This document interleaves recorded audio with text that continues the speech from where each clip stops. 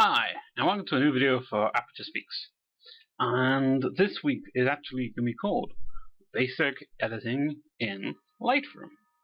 Now, if you've been watching my previous videos, you'll see I do a lot of work in Adobe Camera Raw. And then I use Photoshop, and then I move on from there. Well, over the last couple of weeks, I've actually been moving over more to Lightroom. And I thought I'd just show you sort of the way I treat an image in Lightroom.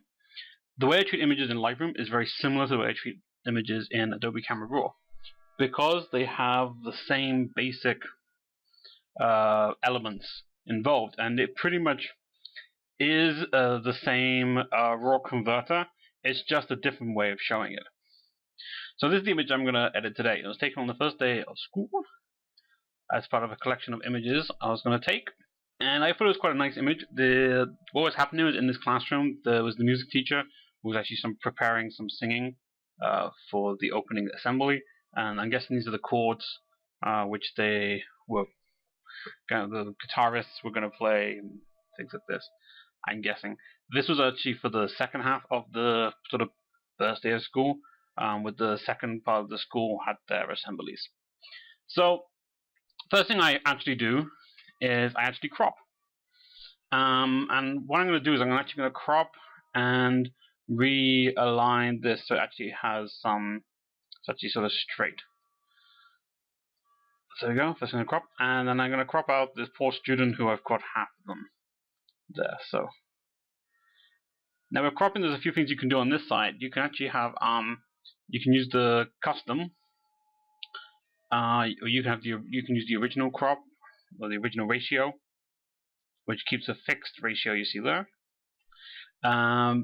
There's a different size, 1:1, so basically square 10, 4:5 or 8:10, 8.5, 11, those sort of things.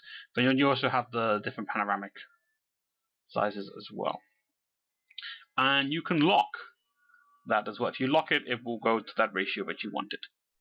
So I've just done that there, and I've just cropped that bit in. So that's going to be the. Oh, actually, I'll load that down. Crop image. One thing I have noticed is that with the crop, is you move things the opposite direction on your mouse. So normally when you think of moving, perhaps when you move it to the right, you drag your mouse to the left. Sorry, grab the mouse that goes to the left, you move it to the left. In this you actually don't. You actually move it right, and it's a bit sort of disorientating. It sort of reminds me when I play computer games and you have the inverted mouse. Sort of a little bit strange at first to get used to. Okay, I'm going to click close, and that brings that in. Well, that doesn't really look too straight, so let's double check the angle of it.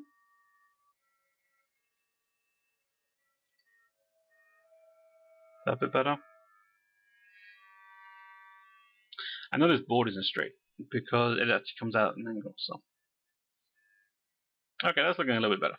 We'll fix the rest of that bit in a minute, because I'm actually going to go down here and go into lens corrections. Enable profile corrections. This is actually from the profile from your lens. So my Sigma 20-300, and it's automatically going to correct the sort of distortions from the lens.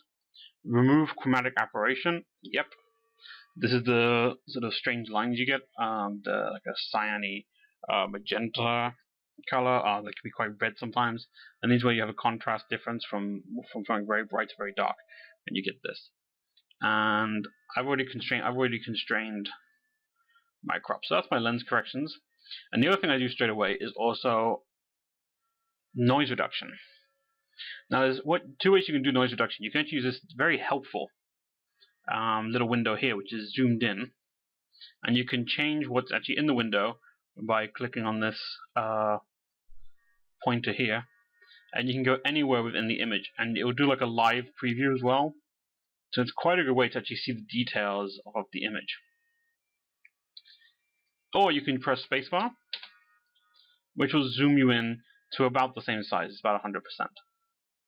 So first thing I'm actually going to do is tackle the luminance noise.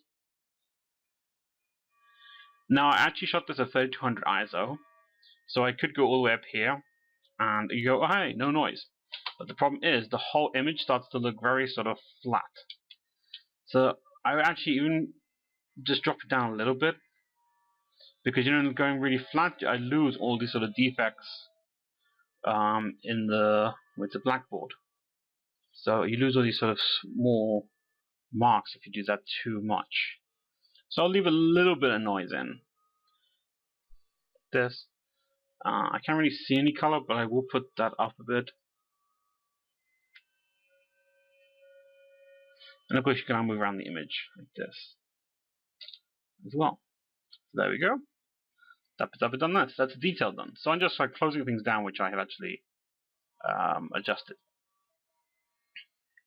So now it's on to actually the sort of toning of the image. Looking here, it probably needs a little bit more exposure, but not too much, because I don't want to lose the board here, really. So I also want to try and darken the highlights a little bit. I can even more brighten the highlights to bring a little bit more light in.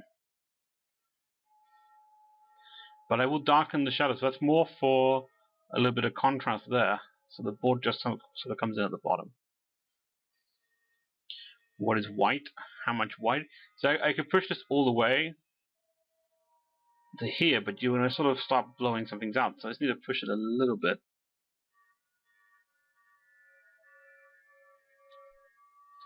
What is black? Those sort of questions. Black dot one. Okay. So clarity is exactly the same. People mistake clarity for sharpness. It's not. It's a mid-tone contrast adjustment. So just adjust those mid-tones there. Then you have vibrance. How vibrant do you want this to be?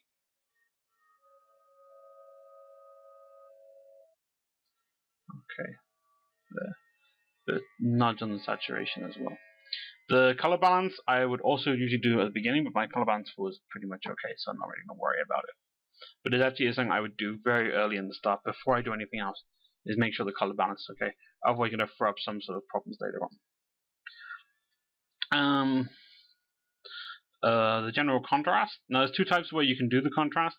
One is using a point curve, which I much prefer because I'm quite more used to using a point curve than anything else. Just clip that. Let's do a slight bit of contrast. Or you can use this lovely feature, which is where you control the contrast by adjusting the highlights, the lights, the darks, and the shadows. So you can sort of like pull this back, and dips that down. Lights, want to generally darken that the light area. Things like this. I don't use it that often, I found, because I prefer using the point. But that's just me. Okay. HSL, so sorting out the colors, the hues, the saturations, what's light, what's dark, and you can actually also use this pointer, so you can actually just click in and find what's on there. So at the moment it's clicked on saturation. I would probably go to luminance moment. Click on things I sort of want to make lighter, way darker. So make this bit here a little bit darker. So you pull down on the image here, just make it a little bit darker. Maybe this blue a little bit right here. This bit of dark, maybe this bit. Color a bit lighter. Okay, just some general adjustments. Now,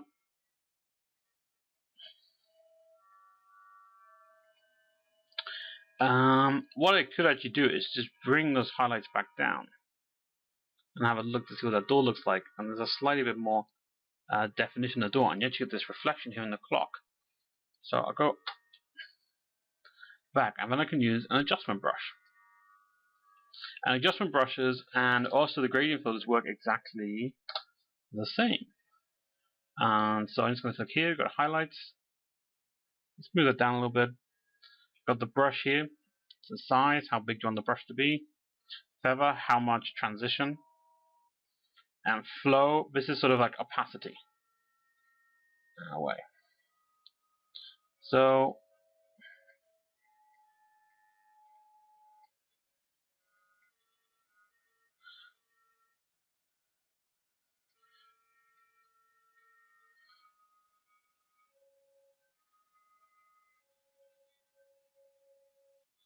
Just bring that in a little bit.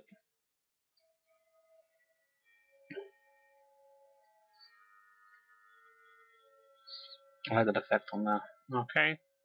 So when you want a new brush, click New. Obviously, you can reset. So now I just want to up the exposure on some things.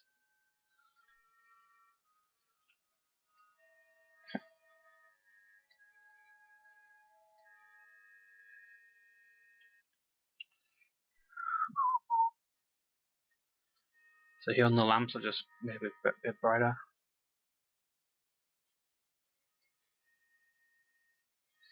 A bit bigger on the feather there. Make it really big.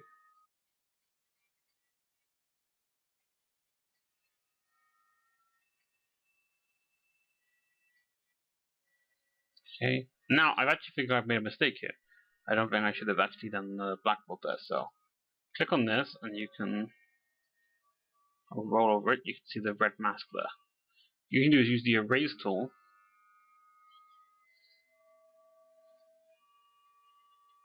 And you can just erase the adjustment you made, which works quite nicely. So I'm actually going to create a new one. I'm actually going to increase the contrast in this area. Not the exposure. Maybe a little bit of clarity as well.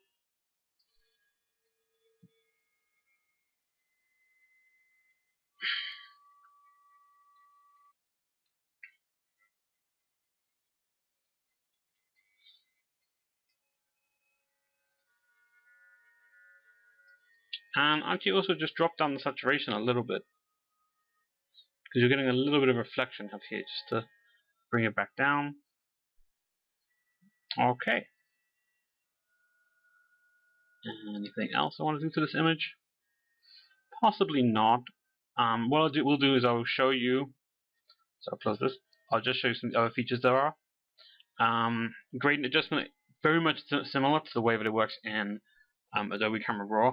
Apart from this time, you actually have this middle point here, so you can actually see that where the transition is going to be, and you can just sort of rotate it around as well, like this.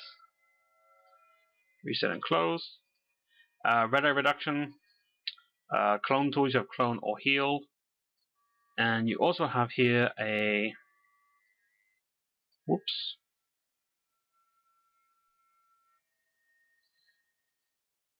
a radial filter.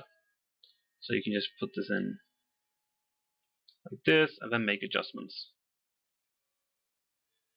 around this. Everything in here is okay, and this can be quite good for creating vignettes in a way, or pushing focus to one sort of area. So you can just sort of do this. So you can sort of darken the whole thing, pretty much like that. So it works quite well. It's quite an interesting little feature. You can also adjust how much the feather, so how the feather of the adjustment. You can invert it, which is quite a nice little feature as well. So there's a lot of sort of creative possibilities there. Let's go back to here. So if we wanted to, we can just sort of lower the exposure a bit, maybe not have the contrast. Quite like this. It lowered saturation, so you've got color in there. Sort of like nice little fun things. Okay, but we're not going to do any of that. So reset, and I'll close that off.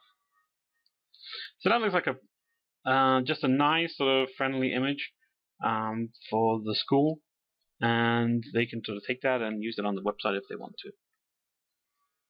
And that's everything there. Effects. Sorry. Effects is just the same as it was in Adobe Camera Raw as well. So you have the vignette, midpoint, roundness, feather, those sort of things. The one thing I will also say, which is quite nice in the lens correction, is is with the manual correction here, and you can constrain your adjustments to the crop. So if you do a vertical adjustment, it will make sure that you don't actually sort of create an image where you have this sort of white area which hasn't been edited. So if I did this without constrain crop, as further I go, you get this white part here. If I constrain it to the crop, that will disappear. So that's quite a nice little handy part as well. Ooh. So I'm just going to go Control Z, Control Z, Control Z a few times, and I get it back to where I was. Was I there? Yep. There we go. So this is the final image created in Lightroom.